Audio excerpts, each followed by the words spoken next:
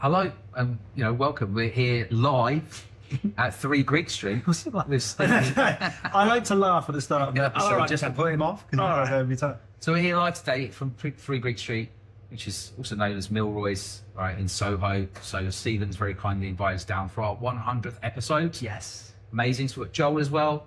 Stephen MD, Joel retail manager, extraordinaire. Clown. Yeah. Already picking up people. And we're going to do a tasting after this. It's amazing. So what a day it is. So thank you so much for inviting us. No, absolute pleasure. We really appreciate it. So we have been doing this podcast now for a wee while, haven't we? We started this in March 23. 23, so coming up for just over 2 years, coming up for 100 episodes. We thought, what could we do? Is we've got on the blower, had a chat with Stephen.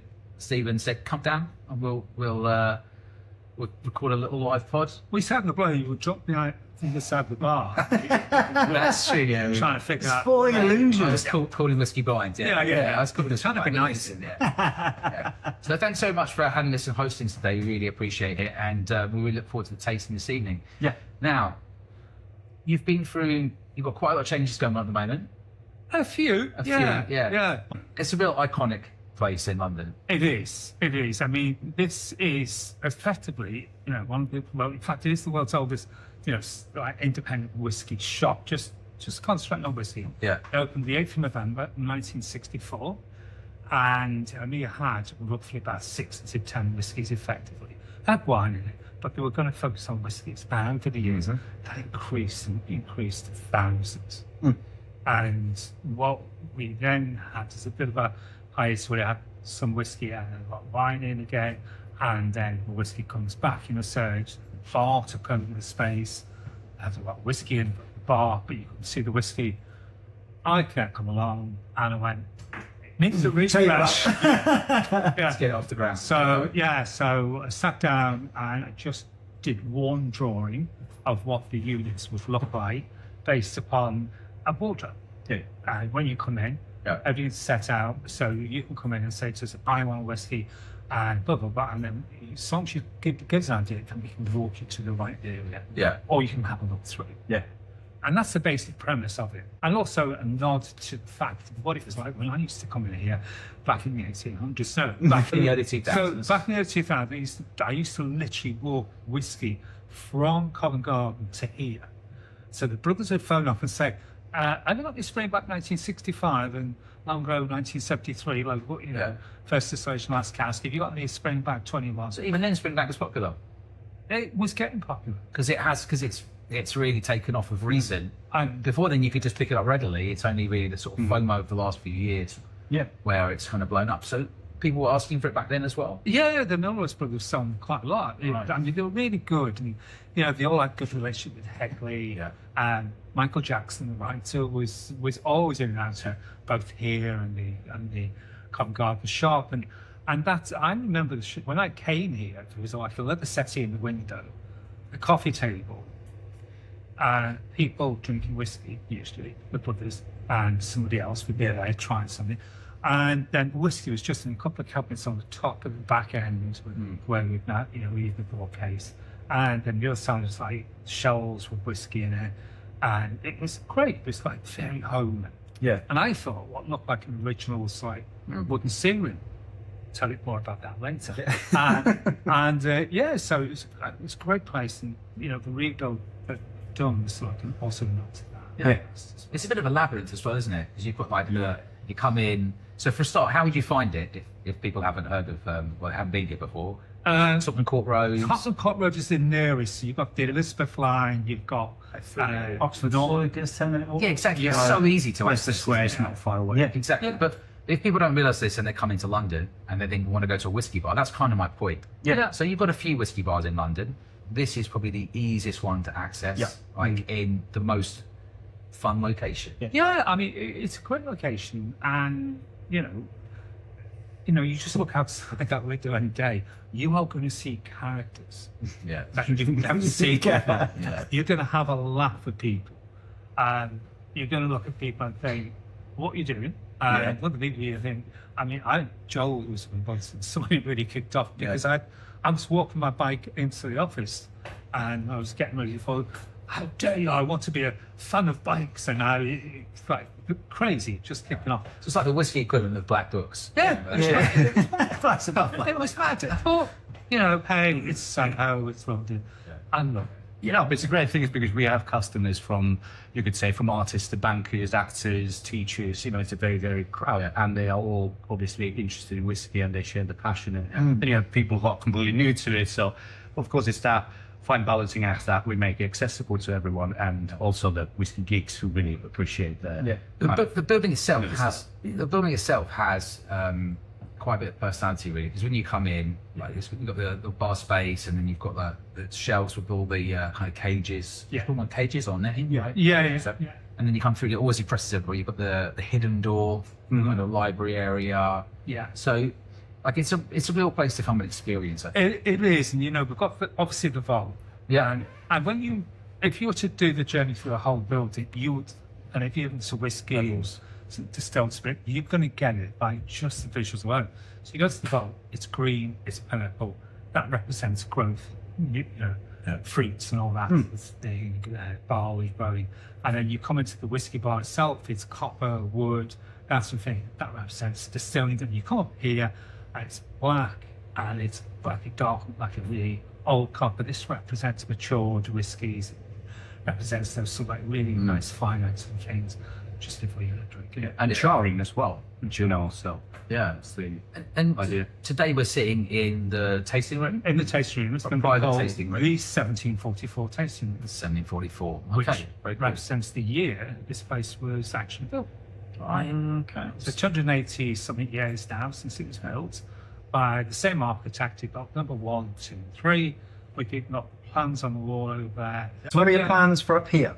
Well, we've got all of our, you see all these different whiskies in here, which we were advertising tastings for. We don't know, we're going to keep it, you can still do them, but you need to contact us about that. Right. And we will work out the tasting for you. It could be very bespoke. Lots of classic tastings and brand activations can be done up here. The great thing is, we do all events with brands, and you only get 16 to 20 people maximum, but the ideal number is 60. Yeah. The brand can talk to the people direct. There's no big room. Those kind of tastings are always good value. When you have like somebody that comes from like the indie bottler or like the distillery, and they talk people through the expressions, the bottles. Yeah, it's always better when there's kind of small venue. Well, absolutely. Like the best tasting has always been anywhere between 10, 12, top 16 people. When people ask questions, they're way more engaged. Yeah. I'm not saying people lose control when you go about 25. But it gets to 25, 25, it can be yeah. around. Chaos. It's natural. I have it all the time. But what we noticed here many times, that people have such a good, they care. As you know, our whiskey culture has changed. They are much more, I don't know, I'll be used to word geekier, but you know what I mean? They want to know the details. Yeah. There's a lot of passion, isn't there, now in whiskey, and there's a lot of people look at whiskey very different to when I used to serve you in the old shop, and then you could come in and you could say, "Oh, I'll have that little note, please," or "I'll have that rose bank." Yeah, good luck with that. Because they're no longer £175 or £125 a bottle. So it's a different world we're in at the moment. But what we're now trying to do, myself, Joel, we've worked together since 2017. Isn't it? Oh, wow, really? Yeah. That's really good. He was 4 years old. Thrown out of the ground. Chucked him off the street. So The moustache has been growing the whole time. and it's only 12 now. Yeah. So I take my stash from the wall every morning. Somehow pass as an adult. But what we really want to do is get whiskies, and it doesn't matter about the age. What matters is the taste. And I often post at the end of the year what's my favourite whiskey of the year. Last year, because, and I'm not going to say this is the world's best whiskey you've always going to buy, because I want that to happen. The price jump up. But the Iraq, the Isle of Paris. Oh, okay, yeah. It was absolutely brilliant. There's some whiskies that always remind me what whiskey should be about. Yeah. And the first, obviously Springbank, which you probably know, I used to sell a lot. But it was Kilkenny, batch 5. Yeah. That you knew there was something very, very special about that whiskey. And it was, again, we're not talking about, it's not one of those big banners that people go, oh, that's wonderful, I'm going to pay £500. Yeah. It was £36.50. And we stuck to that price for years after that come out. I said, it's just wonderful. Yeah. The Hrvat comes out and it's just good whiskey. And I've bought a few bottles and I've got them in me, all locked away here, so you can't have them. And what I want to do is go back to them in 5 years when, the older stuff. You can pick them up at auction. Yeah, if you want to get it, you can get it without paying. It's a good recommendation for anything, isn't it? We tried some of the hair. What I found about it is the flavour profiles were just wacky, like just all over the place. Like you would get more tasting notes from that than you would get from another whiskey. But Some variation, I guess. yeah, it was a lot of variation. But I do remember that from them, like very vibrant flavours. And one of our we had two most impactful tasters we had with the guys from Tom Tower, Glen Caddock. Really fantastic taste with them. In fact, so good actually through the 50-year-old. We tried it, aren't we, through that tasting? No, we're smoking that. And Off camera. yes, we've got some. And then there was the Locklear, wasn't it? There you go, another distillery, Lowland distillery. People there, oh, what's Locklear? Hello, it's really damn good. This is the ploughing edition didn't get as much as love, even though after the tasting, everyone decided that was the best one, and then we sold all the bottles. They should have called them the Plowman's edition. Just like that way with a bit of cheese. Pickle, yeah. Now, whilst we're talking about whiskey, we've got here. You've got some new releases coming out. We have. And you also, thanks so much for sharing this with us. This one's from MGP. So be interested to know what the mash bill is. But you were saying that you've got some changes coming with these bottlings. But there was a few people that come back with, a lot of people have it's for value, and what people have not really noticed with the Milroy's releases is you're not getting Milroy's whiskey from £30 up to about £900. We do have some other whiskies, and some are expensive, but we've also got these pretty amazing ones just come out today. Yeah. So 74 mens 5 for a single cask. It's just delicious. 35% mash bill. I think that's what they say. So I think if I'm doing right, is it? Or My understanding at least, but I think John will correct us afterwards. I've always remind. What did you say this one's priced at? $74.95. Yeah. Whenever I see those come up at SMWS, I always grab them. Anything sort of 6, 7, 8-year-old MGP with a mash bill. Yeah. But I mean, a couple of the pivotal whiskies that we've done, just like 4-year-old copy. Oh yeah, that And was the just biggest release. Phenomenal. call it Hunter's Cabin in the Woods whiskey. Gamey. He's been hunting a while. You've been at SMWS. So cheers, by the way. Yes. Cheers in Welsh, mate. Yakida. Yakida. There you go. So this one, it's just fine. It's a lit. Do you know what I'm going to say? You said mint earlier, and there was a definite little sort of spear mint. Yeah, and that. Do you know what I get? Yeah. Truffles. Champagne truffles. What is that? I might be flavouring fused on that because I've just had a truffle burger from around the corner. So I'm going to hold off on saying truffle. Might be biased. It's just delicious. But at 56.3%, right? See that on the bottle. Yeah, and there was when we freshly cracked it open, there was that little hint of lime as well. So how you have that citric fruit with I see a bit of lime. like a little hint. I don't think as many people as you would think have tried MGPs, but they are really good when you get the cask strength. Yeah, or they have, but they don't know. Yeah, I was going to say, that's the thing. Then they tried it as kind of like a watered down version, or somebody else's resold product or something like that. They won't necessarily have got a and some pretty single big cask. brands that you see out there on the market are this whiskey, but without the price tag. Yeah. It's rare to see MGP over here released because you can be that selective with your mash bills, everything else. And there's, you get the samples, you can taste it, you can make it you can replicate that easily from them because they know exactly how to make it. It's you can't get that consistency, I don't think. What do you think any about other producer? Sagamore? They've done a fantastic job. Big fan of them. Yeah. And then, Angel Envy used to be, even Willet, when you think about historically. Yeah. And Backbone of America. Yeah, the chocolate and the cherries there, but then it has got that additional kind of minty eucalyptus note. Eucalyptus is good. Yeah. No, as soon as you said it again, biased, but It just, for me, it just, because I can still take, it's so like, it sits here, it's got a nice... It's sort of thick leafy wall. along. It's leafy along it. It's kind of like, it's just kind of nailing down what those kind of leaves are. Green banana. I mean, tonight, obviously, so you've got this one, and then, you know, the other extreme is the fact that, you know, we've got obviously an old Ben Nevis, like, obviously, it's a classic 28-year-old. I say classic. Yeah. It's a classic Ben Nevis, deliciously fruity, smooth, rich. And look, it's this one. I'm just going to lean across like this. Now, this is a third fill show. Third fill. Imagine what it was like with a fresh fill. Imagine that. And this one is Must have been a very active car. 16 years old. Yes. 66.7 in volume. If you were buying whiskey back in the 90s and 2000, early 2000s, most of your whiskies would be coming at this sort of cast strength. And then if you had in the water, I've never had in water with this one. But Is it more of an old school profile then? it's really is. If you know, like, I mean, it's a touch the bottle. Yeah, rub it, isn't it? pour yourself some out in that. You'll be both. Like coffee, well, do That's what we're good. The insert in it all. I like it was a small thing, but I like the red writing of the distillery. It has. Have you got that done? It has this sort of That's like the, shine to it. Yeah. you know, the guys over at Milroy.com website and cask.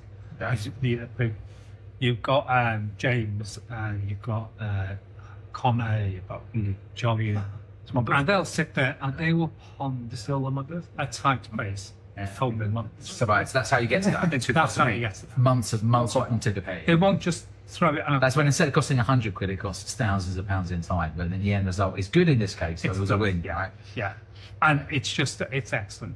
Yeah. I mean, obviously, there's a whole good rank. There's what we call the surprise of pad, which is the Aberfeld. Yeah. Which Aberfeld's always a good whiskey.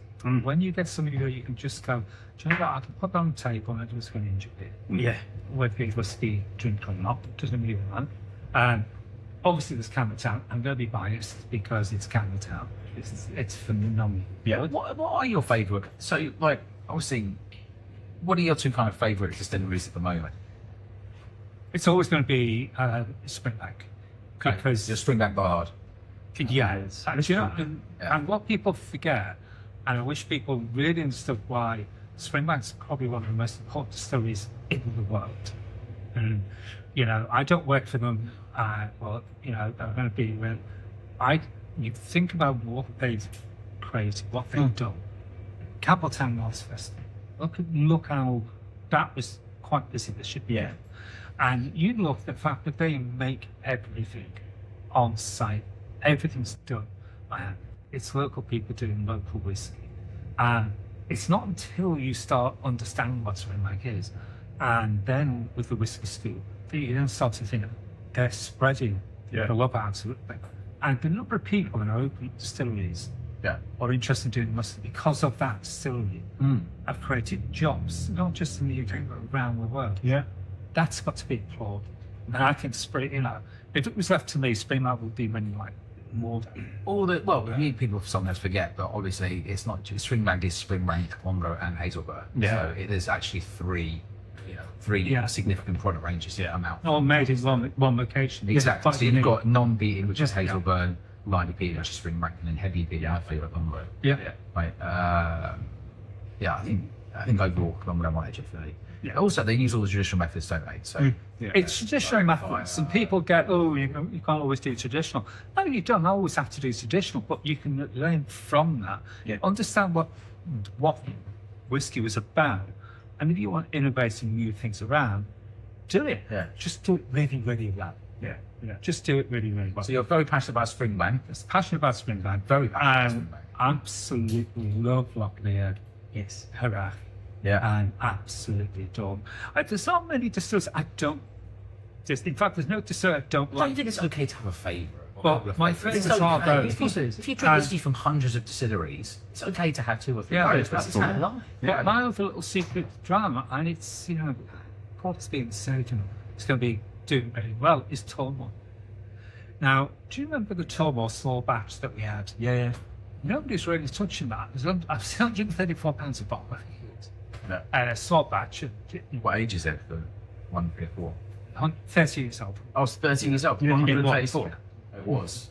It's not available anymore. We've got £134 and 40 pence. Because nowadays you can find some really good G&M bottlings of all the tall. Yeah. And it's one of my favourite moments was when we had someone in the podcast I won't name, but lovely chap, and he said, everyone should stop moaning about prices increasing, and then he went, I got 6 bottles of that, it was only 85 quid. Yeah. It's like 30-year-old whiskey. It's not, it was okay in the past, but now the ladder's been pulled up, right? Yeah. And to try older whiskey, the difference is now is younger whiskey actually tastes really, really good because there's a lot more effort and focus that goes in. There's more competition. Yeah, it's not just the wood. I think that a lot of the younger they're designing whiskey to be drunk at 3, 4, 5, 7, 8 years, whereas it used to be designed to only be drunk between 10 to 20 years. Yeah. So that's the fun. And if you want older stuff, come in. yeah, Buy it from the bar. get a dram rather than buy a whole bottle. Mortgage payment. Yeah, instead of buying it yourself. We had a 42-year-old Tobermory sherry cask on the bar downstairs, and you go most places, that's going to cost you how much? A couple hundred quid. Yeah. It's £90. Now, it's don't get me wrong, it's not a cheap dram, but Relatively. we just took it down to basic cost price, and we didn't make anything on it. People go, how much for 2 mils? Yeah. Yeah. People do ask. How much for a sniff? Yeah. Five for a sniff. Well, what we're trying to do is, we're trying to do fine. So what we'll be doing is, where we've only got enough to maybe do 2 or 3 drams and somebody's holding, we'll then create a flight. So 10 mil flights, we will get 3 of them, and it'll be like an affordable price. Yeah, that's a good idea. And the idea is, The access. is that more people get to try these really old gins. Yeah. I mean, it's not going to last forever, so Yeah. but we're not quite there doing it yet, but we will do it. Absolutely. And we, we're passionate about distilleries, we're passionate about going back to the original idea. Distilleries that I really love, like I said, Tom, got to be up there. Tom Tower. Yes. Yeah. Why on earth would you question, you think, I'm going to spend 3 You need to have a separate episode with people coming on and saying they don't really rate Tom Tower. Then you just Blindly given Just, Tom. yeah. What's that? you're rebuffing them. but we've got a bottle down there, and we don't put it on a special roster. Yeah. Yeah, like a roast. Yeah. Tawny Port, wasn't it? Yeah. So the Tawny Port, it sold it to us at a good price, so we could do it for £30. So just to say special offer, £39.95, Yeah. it's 30. We didn't get it at the higher price and then reduce it, so it's not a sale, and that's the one thing that we will not do. We won't go, oh yes, you take down to £30 to show you cheap. We didn't pay that. Jordan and the guys at Tom and Tower said, no, this is all, and we just wanted some good value for the time. We've still got that in case though. Yeah. But it's just good value whiskey. And unless when you go for that, you go for the 17-year-old Glencairn. Doesn't really matter. I mean, this one here, is that Glencairn there? Yeah. I've just Stand up and get. I've tried. Yeah. Yeah. Right. Look at the colour of that. Well, damn. Glencairn. Where are you with deliberately mispronouncing distillery names? I'm all because for it. you enjoy it. Yeah, we'll do it all the time, yeah. You do it all the time. So it's not just so, because people think sometimes they think that we're doing it unintentionally, occasionally, but a lot of the time it's just settled into that's how you like to say it. Glengarioch. Yeah. Glengarioch is good. Yeah. Chilcheran. The French version of Kilkerran. That's good as well.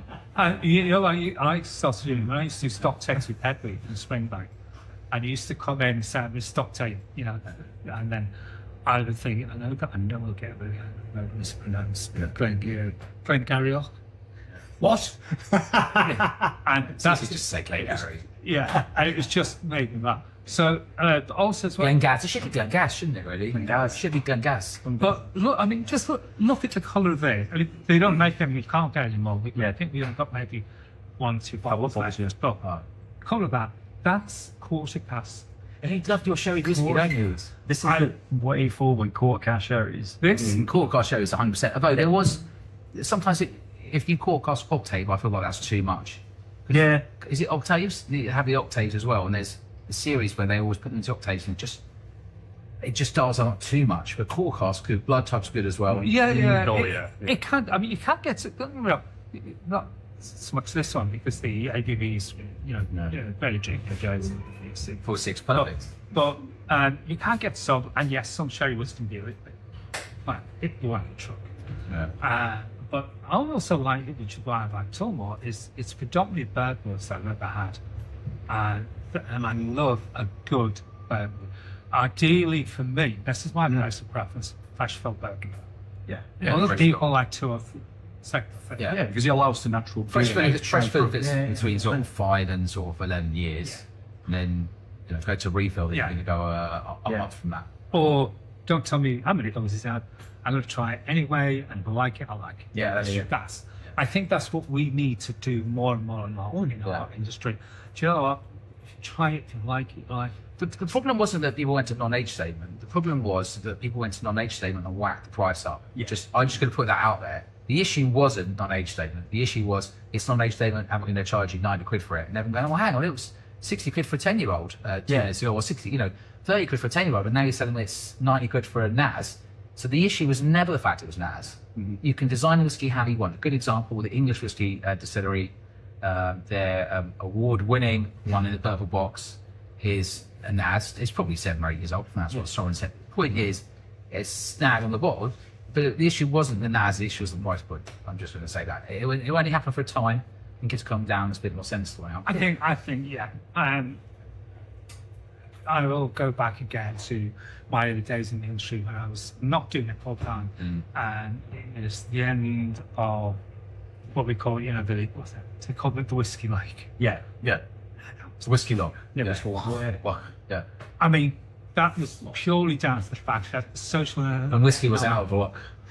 we had a bit of shit in the UK, socially and economically. The industrial north was decimated. They weren't selling whiskey because that's when whiskey was thinner, and you end up with a lot of whiskey that was blown back, and people say, "Oh, this is as bad as then." This period of doing that. It's not. No, trust me, it's not. You're not seeing like 30 distilleries closing down this month. Yeah. It's nothing like it. You're nothing like that. Nothing like it. I think we know that, but it's not fully there yet. It's just there is some. I would say to any distillery, it's just my humble opinion. Think about your customer. Yeah. Think about your price point. Yeah. And be respectful. Stephen's talking to you, Tandu. Yeah. Tandu. I'm a big Tandu fan, but they're just jacking the prices up. Do you think? Yeah. Oh, yeah. Yeah, because we've not time to. Yeah, they are. Yeah. They're just whacking him up. It's I said that, not Stephen or Joel. Look to me, I said I'm a big Tandu fan, but prices just gone up. So it's too much. On that, so when we were speaking about it, you went for some of your favourite distilleries. Joel, what are your favourite distilleries? I would say Ben Nevis has always been. I know it's a cliche thing to say the 99. Tropical fruit. Yeah, 96 distillate. I know, but even after post I'm on board with that. 96, even the 10-year-old, we have a couple of the Milroy label bottlings downstairs. Clynelish, I call it the cathedral whiskey. Obviously the standard 14, I'm quite sipping it, but if I can afford to buy the 1990s independent bottlings, it's like, you get the candle wax pineapple as you come to expect, but it's like incense and... Do you find yourself getting angry if you don't get candle wax in it? You just buy more bottle. Do you do that? Yeah, I have to say, I need to have a few, to enjoy. I think it's an experience. scene seems to just be like that with quality at the moment. Like one bottle is delightful, the next is just like this from one. We had that IB Clynelish. It was not with that, was it? Yeah, we did a tasting blind and pumps and minutes. This Clynelish. This is gonna be the one. This will surprise people. But that's why I'm hoping that there will be new young Clynelish through independent bottlers. It just of course, your prices are always pricier, but something about the flavour profile just speaks to me. Like I said, going back with Ben Nevis, it's always that funky, yeasty, buttery, tropical fruit blast. Bit sweaty, but a bit sweaty. I almost bought the 2014 10-year-old in today. I never bought that boy because I just love the profile. That for me, that was like your kind of your sweat spot. Kind of Nevis, dirty, oily, all the things you said. Old gym bag, Oh, not for you. Yeah, but kind of like an old school sherry. No, but that's kind of the problem. But lastly, I think kind of those are the more lightly peated or non-peated one, but leche. I mean, top of more leche. Oh, They're yeah. dirty. That's my favourites. Filthier the leche. I remember the years ago that on 2018 January release of So it 20-year-old was leche. you that finished that 17-year-old Bartos bottle out. Yeah, it's all about this. I mean, I bet you finished that off. Yeah. but the more you get bacon, farmyard, barnyard, you know, like you go inside the stable and, you know, it smells in a certain way, you know, like if it has that and like it's... I'll get the pattern here with you guys. It's sort of being male and sweaty. Sorry, I don't know what's going on. Designed for this room, I think. And you think it would be me to be talking like that, but it's just... I'm telling you, bro. No, but I think it's, you know, you want certain kind of robust, authentic flavours and... Gosh, that word robust. No one used to say robust 10 years ago. Yeah. It's just come out of nowhere. Do you remember when no one said the word robust? Really? No one ever used to say it, and politicians started saying it all the time. And now everyone says the word robust all the time. Okay. It's actually almost impossible to describe what robust is without actually seeing something. But the bridge is robust. Yeah. Yes. The colour and all that. Or robust. absolute unit. Yeah. Yeah, well, okay. That's an absolute unit. Absolute unit. Yeah. Yeah. I think it's interesting because I mean, right, you've used it quite a lot. As long as I can remember, once he learned how to walk, I can walk robustly. Take whisky robustly. First way. Robust. Yeah, he's been using that sort of Moustache. sort of thing. The whiskey's going to have that profile. Yeah. Are we allowed to give Joel a hard fun because he's got the best hair? Is that why we're allowed to give him a hard time? Absolutely. When you've got great hair, you have to take a bit of stick. Yeah. And you only have to keep talking that. That's just true. I don't think my hairline was ever. No, I don't think it was ever like that. Yeah. No, like literally it's the smallest, like literally it's about 3, it's like an inch, you know. I know someone with a smaller forehead than you, I'm just saying. You can. Would you be jealous if I was to bring him round Yeah. to the bar? I would be. There would be a conversation. But we'd have to measure it. I can fit my forehead inside your forehead twice of that sort of thing. Yeah, okay. How many bottle caps is your forehead? So you've got U-Bots coming out and you're looking at some of the more affordable ones by the sounds of it, which is really good, so you can have a spread. Yeah. Got private tasting, which you're organising here, looking to do kind of like flights of some older whiskies, but smaller amounts, be a bit more selective. That sounds good too. Yeah. What else have you got going on at the moment? The blend. Didn't you call it Fatty-san? Is that your... Oh, you can have to We have actually got over here. We've got some really old blends from the 60s, 70s. Yeah. And we obviously did got to start because Oh, you can say it. you can say it now? Yeah. That was when we came in, Stephen, and we stood downstairs and you brought a bottle over and I tried it and I went, and that's Cutty Sark, and you went, no. But we do have got to start. But I understand why people say that. Yes, but that's that richness of it. But what it is, the Cutty Sark is going to be in our tastings because Milroy's brothers used to live that to me. Yes. We've got a first. Oh, okay. So that's the photograph. Do you want to grab that photograph? Yeah, I see. Right, because that's kind of cool. Because we are planning to do a old school blend tasting Just hold as that well. well and people see. So, there you go. There you go. So you got the Eastern hands. That's when you can actually walk down. He's got a nice watch on that photo. He's doing okay. Yeah, he's doing all right. He's doing all right. I bet he doesn't have to wind it. Yeah, he must have left the white. Probably wears it every day. Yeah. But it was fascinating to see that history of that whiskey. Obviously the Berry brothers. Yeah. Making fantastic whiskies and delivering it brilliantly.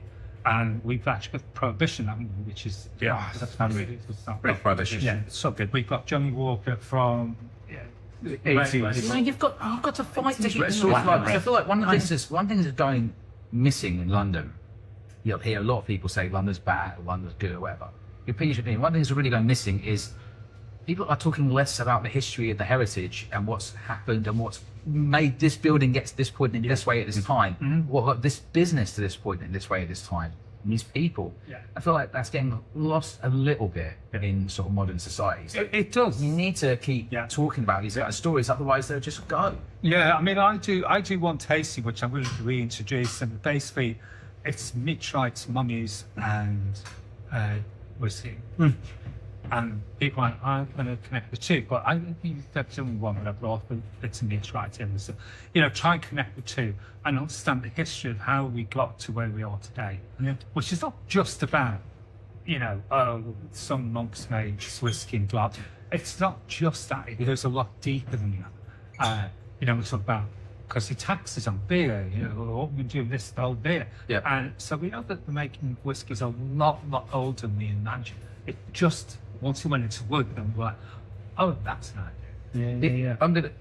I'm gonna just shout this. This is exceptional. That's So exceptional. if you're a sherry fan, this it says on the back toasted hazelnut, milk chocolate, toffee apple, absolutely bang on. Yeah. And I love it when tasting notes are simple and bang on. Yeah. There's so much milk chocolate and hazelnut in that. It's like So effervescent. like a Ferrero Rocher type thing, isn't it? It's You are spoiling us. not really spoiling it. I'm going to put a challenge out there to our team who battles. Back in the day, as you know, when I used to get samples of whiskies to come in, and we used to say to people, pass the samples around, so everybody around the table, say, have a little taste of it, pick the next bottle. Okay. And that's what I think we should start doing more. Oh, I see. You guys pick it. You Yeah. tell us what you want. And So how many times specifically, but- we did that tasting, and how many times? You just keep shipping around to White House and we'll to sell. Oh, you do have to come here to do that. Yeah. And what you get is little things to tick off. You know, all you need to do is come. That's actually a really good idea. Yeah. And then we could. But do you know how many times did we pick grain whiskies to be bottled up? Yeah. That is the way to do it, I think. People, you saw us I had a grain whiskey. I didn't tell them they were going to actually. There was going to be 3 grains out of the 16 samples that day. Yeah. But it'd be 3 grains, and they overlooked that sometimes little ones. Yeah. They were like, I don't like that. And okay, interesting. I mean, it wasn't. I mean, even I didn't know until after we did it. I'd say to Mark, "What? Oh, this is their favourite." Like, well, that's it. It's just the best way. Was that going to have that North British grain, 15-year-old, or was it Oloroso or something from Breaking Spirits? Yes. Oh, Really good.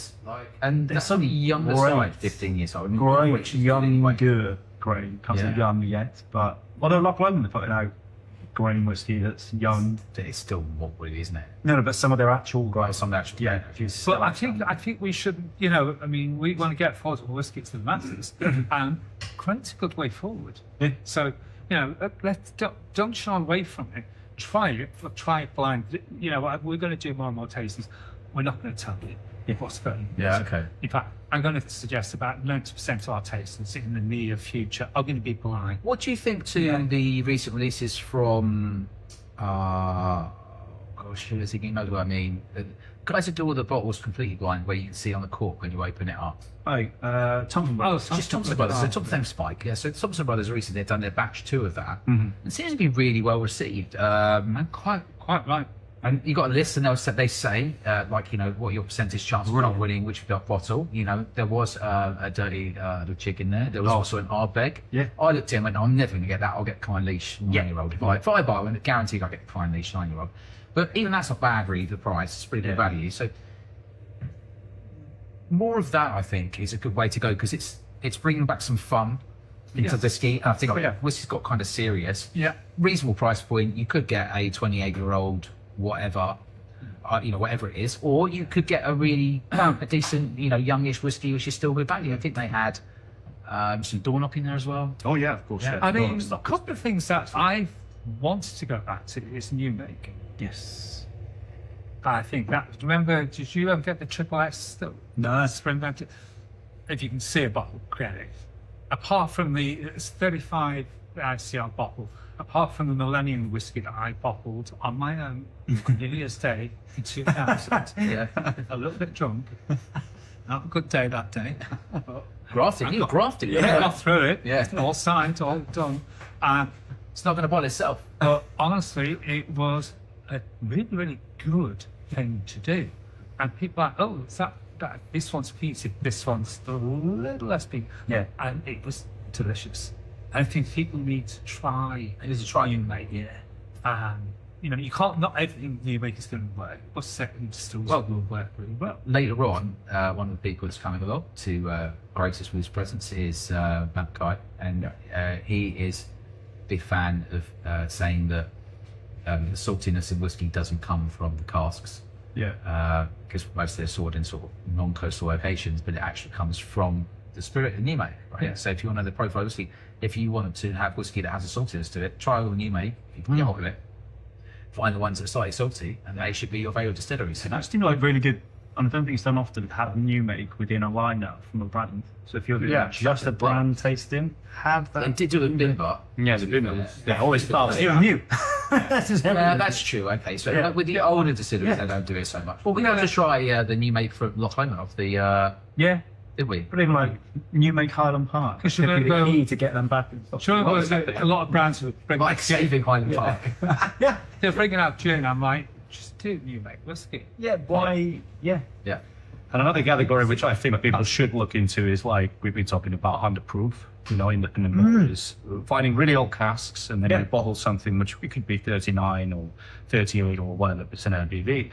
It's still whiskey, let's face it. I know by law, of course, but like I think you would get access to, if people care about the age so much, but you want to pay less, I think a little bit like grain, you can get some more grain for a fair price. Well, with malts, yes, you just have to accept it's below 40. Yeah. It's still whiskey. It's whiskey, and historically, people didn't care. And also, if you want a bottle of whiskey, Just drink to get drunk. That's why. well, Exactly. We turned it into a fancy hobby of recent, because it's only, in modern era that people will have a side hobby of drinking expensive wine or expensive whiskey. Yeah. The masses, before that, it was really only people who were really wealthy. So it's a fairly recent thing, isn't it? And also as well, I think, let's not forget the old thing. I used to say to this on a lot of the tastings I used to do, is sometimes you'd have a sherry, like a grandpa's, is a bit like, what's that going on there?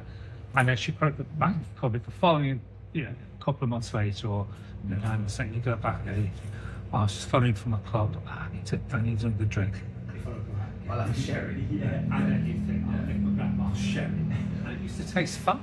Yeah. Because you've allowed it to read it, it's gone below proof, and it's just got something going on there. I've had whiskies that I've opened, I'm like, no, I'm not happy with that. So I take it down. So if I open a bottle, I'll try get it down to about this point here, leave the cap off for about half an hour, and then put it on and put it away. Good 6 months, put it back. So it will change. It does change a lot. And that's the same idea. Well, I do have a bug with. I think if you buy a whiskey and initially you don't really rate it that much, obviously it's subjective. If you buy whiskey and the consensus is generally it's not very good and you have to leave it 6 months, I'm not okay with that. Or if they're saying... It's different if you choose to leave it 6 months to see how it changes. If they're saying, open it, leave it for a bit, I'm like, you should have done that. Yeah, you should listen. You should I'm not trying to buy a product that's good from the first moment of trying it. Actually, we bought a couple of fresh bottles along, but we know that fresh bottles are when poured, they'll be immediately good. Yeah. As some, like you said, like I get the underproof thing to say, Right. I think that's going to be a really interesting thing to do. So I'm going to call it back there. Okay, yeah. And I think that would be a really, really, really good thing to do because it'll help people not waste whiskey, not waste the liquid. Because that's my big bugbear, like, I'm not going to drink that. And they'll tip it down the sink or they'll put it back, completely forget about it. It's tipping it down the sink. I like to see I think that's to see that. I mean, I'm sure it has happened, but not Not your place. I do everything to get. My friends have done that. They're like, oh, I really don't like that. And you tip it down the sink. Give it away to people. There's a party going on. I'm like, what were you doing? Someone will like it. Do you know what I mean? Yeah, of course. Someone. Yeah. Or just put it into your infinity blend or whatever. Like there's so many ways of getting big bottles and go on. And also, it's what it's like. Put it in the freezer. I was mixing up a load of underproof stuff, for a friend who was having a dinner party and said, oh, I need 40 canisters. And I'm like, okay, yeah. So I was playing around with it. And then a little break, sat in the garden, and I said, yeah, okay, satisfied to go now back. For that. I should do. People think of the UFOs, but not. And so then I'm like, and finishing off the blending, and it was delicious. And some of it, on its own is not fantastic. Yeah. So if you've got bottles that you're not really enjoying, blend it. Yeah. Play around with it. Understand the skill of creating a blend. On underproof, once distilleries have missed that chance to bottle it, how much does that impact like price and stuff for that cask? It's not worthless, obviously, but is it very difficult for them to you offer? use that now? I'm not going to say where, but I know there's a very famous distillery that used to release like pretty good whiskey, and sometimes they have like it's missed a chance. So we've got a 21-year-old here or a 15-year-old. Oh, we've got how many bottles we will do, and then what we'll do is we'll get the stuff the scum and use it as a reduction. And that's a good thing to do. Yes, that makes sense. So that way, you're going to be washing the whiskey down anyway, help bring it down that way. Yeah, not this way. I wouldn't water this down. This, No. this looked up 66.7% is absolutely perfect. And I think it still drinks softer. It drinks about 50. Yeah. Hey, you have any his kick to it, but Yeah. It's on the money. yeah, like I said, it's old school. Yeah. So it seems like you guys have got a lot of ideas. So it's really good to see that. Well, Yeah. we have, and I think if you don't have ideas in this world, you never develop and grow. Yeah. And my big passion, and Joel will tell you, I think you've met some of the crew. Yeah. The young nice guys, the young people. We've got some who are in, going off around the world because they won cocktail making championships for the UK. We don't go around going, oh, guess what we're doing. We just, let them do that journey. Yeah. If they win it. One of them's from the UK one. One of them was in the top 5. It's like, I didn't win the UK one. If you're going to keep saying UK, you're going to have to say UK. All right. You can't just keep saying UK. Say UK. All right. If you're going to keep saying it. All right. British. That then. Yeah. But they're So really you've got the real pedigree downstairs, isn't it? Yeah, they're fantastic, but they're predominantly young. So, like in the cocktail bar, Yeah. we're coming up with this little competition. It's called Code Breaker, and we're going to create a cocktail. And what you are going to do as customers, if you buy that cocktail, you tell us what's in it. You can either win a whole tasting experience through fiction, or you can take a bottle for the same album. Right, it's about 60 Yeah, that's nice. quid. And it's going to be a really interesting thing to do. So hopefully in a couple of weeks, Cool. we're not just going to throw this together. We're going to think about, what's that going to be? The team down there, I would trust with anything. They're such good cocktail makers. And they're all young and they're so passionate about what they do. Yeah. And that's what drives me forward. I love the cocktail as well. Yeah. You know, I never used to be a cocktail until I joined here. I was like, I couldn't be bothered. when you have a cocktail, it's really well made. It's absolute magic. Yeah. It's a real moment. Yeah. Like just a real moment. Yeah. And so you have to go somewhere where they really put a lot of thought in. Yeah, and the good thing is because the team work really well and we get good relationships. This season's cocktails are a great deal cheaper than previous season's cocktails. Okay. And that's what. So we're still doing. We don't do any free batch. Yeah. Apart from the coconut butter old fashioned, which you have to. It's the way you have to infuse that to get that done. Right. Okay. That sounds delightful. It does sound I'll wait till you try it. It's a game thing. Yeah. It's a game changer. me showing the butter and the base mountain. That's what sense. We got Did you toast in it? That's great. we got a young guy. It's the back bar called Noah. Yeah. The nicest guy. When he comes in, you go, "Hi, boss." That's all you get. It's not short for Noriega. No, just no. Just Nor. Just no. And Still he's gets down lots of there, Noriega. and he's getting. As we get all the fresh fruit that comes in every couple of days, isn't it? And it's there cutting the oranges, making sure that it gets all the pip off, and squeeze. And it's like this, and he's very meticulous. It's only squeeze when you need it. Yeah. Now, how many bars do you know these days? And very, what they've created, and Can't even get a slice of fruit in a lot of pubs these days. You go, "Come Oh, on, a yeah, slice you of go fruit." again. Well, He's not and they'll fruit. go, "Oh, we haven't got any fruit, or we've got cut it, or we have to go out the back and see if we can find a line." well, Come on, actually, then. do you know why? Because they You're only working at a pub. They just have a bit of fruit. yeah. Well, actually, I some need a lime in sections- my Guinness, otherwise I can't drink it. Yeah, you're really classy, aren't you? But people say to us as well, like, "Oh, where's all the sticks and garnish on the top?" And like, Yeah. "What do you want? Do you want to sit an obstacle course, or do you want a drink?" Yeah. And so they will use, like, it requires the orange peel to go into, they'll use that. Yeah. If it requires a little bit, they'll use that. But we're trying to keep the drink as pure as it should be, as rich as it should be. And if it's not able in so many seconds, they'll have to make it again. All right.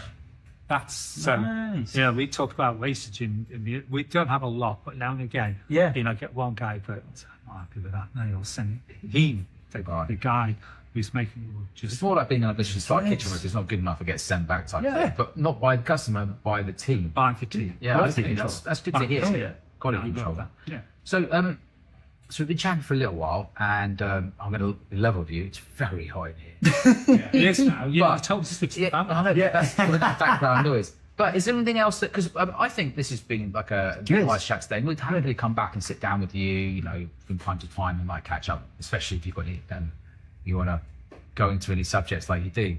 So I think we could probably spend about 6 hours with you. Yeah. Easily, right? And, you know, you go, I kind of one more point.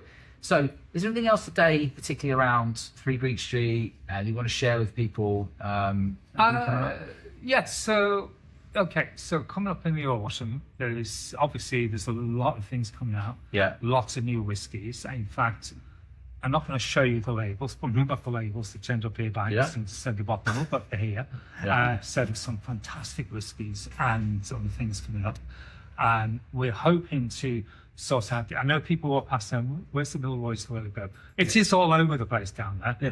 But Isn't it where you go? It's out in the window. I was talking about this earlier, but 3 Greek Street is the address. 3 Greek It's also Street. known as Milroy's, but you know, it's not. It's not I can that tell you, hard in to all the remember. years of drinking it, I didn't know the address until it changed. So, You used to walk to the area and hope you can remember where it is. So you will. Frith Street. I'm like, it's on Frith Street. I'm like, it's not here. We've just got a little bit of detail because we want to make sure that when we do the new logo, it keeps the two. So you'll have your Milroy's of Soho, Milroy's of 3 Greek Street is the ideal thing. Oh, okay, perfect. Don't worry, no Comic Sans font. Yeah. That makes sense. We're going to look at redeveloping the tastings and do tasting experiences, so you don't necessarily have to book that date, but you can always contact us. Yeah. And we want to help people, you know, where people say, I've got a special immersion, special tasting, and we're going to try and, you know, accommodate more and more tastings. Yeah. And at the moment, it's been a little bit difficult. There's a lot of stuff going on in the background. You know, we were closed for a year because we had to do some serious sensory testing. Yeah. This room was the first. And what date did you reopen again? Remind me. It would be Was it August? August Early last year. Okay. So you're coming up for just being 1 year reopened. Yeah. Some people are still. It was a weird time when you were closed because we would talk about it. We're like, we can't go to it. We're like, we're going to be essential. Should we just pop to? Oh, it's closed. Yeah. What was, see the shelves here that you see on here? We had shelves going in and we put that, this is going to be a pop-up. Yeah. Little tables here and there, so you can buy whiskey, you can do this thing. It's going to be open like 4 days a week, just to keep while we were closed. Yeah. The floor dropped 6 centimetres. Right. And we went, that's in an hour. We went, In an hour. in an hour. That's like full on panic mode, isn't it? Yeah. What do you do? Do you go downstairs and try and hold the building up? We were like, Clear down. Well, these 2 of us. it was quite lucky because the building downstairs What's there? hi guys, have you seen this? They went, oh yeah, we felt it. And I was going back to that what looked like a wooden ceiling. Yeah. Was it? It was a metal. Was it tsunami somewhere in the world? Just Yeah. did it? Oh, technically, yes, it was. All right. It was water that did it. So always water. a stream had risen. Normally in the summer it's 6 meters below ground. It was less than a meter. So it was destroying the foundation. So we fixed all of that. Yeah. That stream. So just to clarify, it's safe to drink here. It's safe again. Right. You've got your own water source. We fixed everything. We're thinking, should we put a glass floor and show the stream and everything? That sounds really expensive. It was. You could just have a hole in the floor and put some cones. Yeah. Walk up like a little brick. In New Zealand, they wouldn't even put cones around. Yeah. I mean, if you fell in, they just go, it doesn't deserve to live. And we haven't quite finished. The vault, obviously, we go downstairs. It's a nice little speakeasy. The bar that we've currently got, it's a little bit higher than we want, and that's just while we work on it. Yeah. We decided For the short people like me, just make it lower a little. Well, what we do, just so I peel up, we go, what would you like? Yeah. No. Yeah, a big stool. Yeah, we do have a good stool down there, don't we? And a ladder. Thanks very much. And we got a I ladder. appreciate that, yeah. So, Ladder to order. yeah. But that's why we do table service down there. Yeah. So we're gonna do. It's not that high, the bar, to be fair. Like, I never walked up to it and thought it's higher than we want. inappropriately high. It's higher than what you. You've got to listen to the team down there. Right. It's where they're doing. Oh, it's their side. It's where they're doing that back Right. and forth doing. I It's see. got to come down a couple of centimeters. So if they jump, what do you want that? Yeah. So we had to open the vault. See, Otherwise, it'd be like months and months. So we Yeah. can't be- It's not something I've noticed, but I'm going to go with what you say here. Yeah. You need to make a bar a little bit. Yeah, it's going to be the same height as the whiskey bar downstairs. It's like, Yeah. You'll see the original height behind where the telescope. yeah. Yeah.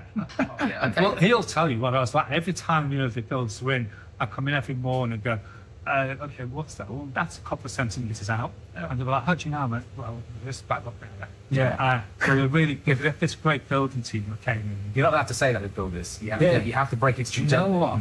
You can't just go, I can see that's out on the pit. That's on the pit with my eye. Because we have, Emily, fantastic. And Some of get a spirit level just to humiliate his jet. Yeah. I was like, well, I don't know about that. And like the lighting. The lighting is a big thing for Yeah. me. No lighting above your head as you go downstairs because I hate that down Yeah. there. Yeah. And so it's like, and then the lighting that like See the bottom spot. That's a lot. with had to do that to the I'm glad there's lots of back in the ceiling. I'm just saying there was a time when they were just handing down. So, Yeah, they were, weren't they? Yeah. And then the lighting that lights up the bottom It was lovely downstairs now. to the colour. And so, yeah, there are little tweaks that we're going to do. Yeah. And I think that's a good thing. It does to you. I just say this because for people that are watching this, to you, it feels like there's loads to do. I come here and feel like it's ready. Yeah. So, but for you, it feels like there's lots to do. But for people coming here, it's just going to feel like business as usual. You come in, you get a lovely drink, lots of choice, friendly staff. Yeah. Come in, drop in, have a drink. It's just that for you, you're always striving for that improvement or what else you can do. But people coming along just to have a drink in this area. Hidden in this room is the new Vault neon, which is going to go in. Okay, yeah. So that's actually over here. That's going to go up. We're just going to figure out how we're going to fix it. Yeah. And then a little bit, I want to put some artwork up there. Yeah. Down there. And we're trying to figure out what's our artwork. Yeah. So I've come up with an idea where we photograph different cocktails of different people, and you'll walk down. It's a bit like a fashion show. Yeah. Okay, yeah. 'Cause, I used to work in the fashion industry, so I'm thinking I'm going to go back to that again. So I know that works. A bit of glamour. If you have a Zoolander evening, I'm in. Yeah. I'll be straight down. He showed me the Blue steel for free drink. But I want to create something that, when you come down, it feels, it never stays still. Yeah. Everything should always evolve. You should evolve, you should obey. And making for us is like, customers give us feedback, listen to it. If we can do it, we take it. So we were talking about this earlier. So basically, you don't want to be Oasis, you want to be Blur. Yeah. We were having a chat earlier about how Oasis have never changed and music will stay the same forever. But Blur evolved. So you're the Blur, not the Oasis. I love Oasis, by the way. But they never changed, Stephen. Well, kid. Yeah. I can't even do it with those so bad. all right. Same songs, same standing still. They've got, there's a thing to it, Yeah. I mean, listen, and also as well, talk about music, one of our bar team downstairs has records on iTunes. Okay. Brilliant. Oh, that's pretty good. It's really, really, really Do good. you want to shout out Nikki's? Let me get it What's out. to do now? We should also do how do you follow and find Milroy? Yes. So if you want to be found online, the ats and the follows that people look Yeah. for, things. So you've got 3 Priest Street. Yeah. You've got the Vault, Soho. Yeah. Obviously you've got Milroy's. And then you've got Whiskey Alpha One, which is myself. Yeah. I can be sarcastic if people it's like nasty about stuff, and people don't like stuff. Don't care. But I have certain issues. You got Whiskey Joe. Yeah, Whiskey Joe. Strong name. You've got Tom Yeah. Forbes. He's on there. In fact, if you follow us, then you'll find all these. Yeah, I'll find team. everybody, yes, absolutely. That's the main thing is to follow the business Yeah, series. So it's all there. We're all on there, annoying people. And yes, you've seen some of the content. Joel, can you explain that very quickly to the guys? What's going on in your head? Well, on a serious, our approach has been that, obviously whiskey is fun. There's a lot of good-looking content out there, but it can be sometimes a bit crude. So we want to have just like that humane touch to it, and you're supposed to enjoy life, and if you can do that whilst at work, so I think it's just that. Oh, yeah. In madness, there's like little kind of, I don't know how to describe it. There's a place for silliness. There's a place for silliness, because you still give respect to the product, but you don't take yourself too seriously. Yes. And I think, so far that's been our approach, and Joel's never taken himself too seriously. No, definitely not. So, there are some times where we do need to call him professional help for it. So, but no, everything's done, with good intent. Yeah. It's light-hearted and just to show, what you can approach us. Yeah. So Nicky, the chap I was telling about, it's Nicky Libero. It's on iTunes. Honestly, if you like stuff like garagey type, is the way. There's infos in a bicycle there as well. It's actually showing shit a little bit. Oh, He's very nice. fantastic. Love it. But Amy, obviously, who is, she's off to France, isn't she? She's in the UK, ran a competition. Oh, right. They've got Chris. They're all really, really good. yeah, of course. Your staff are always really friendly. Yeah. It's been a real pleasure to talk to you guys. Yeah, thanks for having us. I'm pretty sure we'll end up coming back, maybe to do like Pudding Island drams and some other stuff with you. Yeah. There was so much today to get through about kind of the changes and what you're doing. Yeah. So, it'd be a nice piece for people who, want to sort of understand, which is one of the most iconic whiskey bars in London. Yeah. Right? The.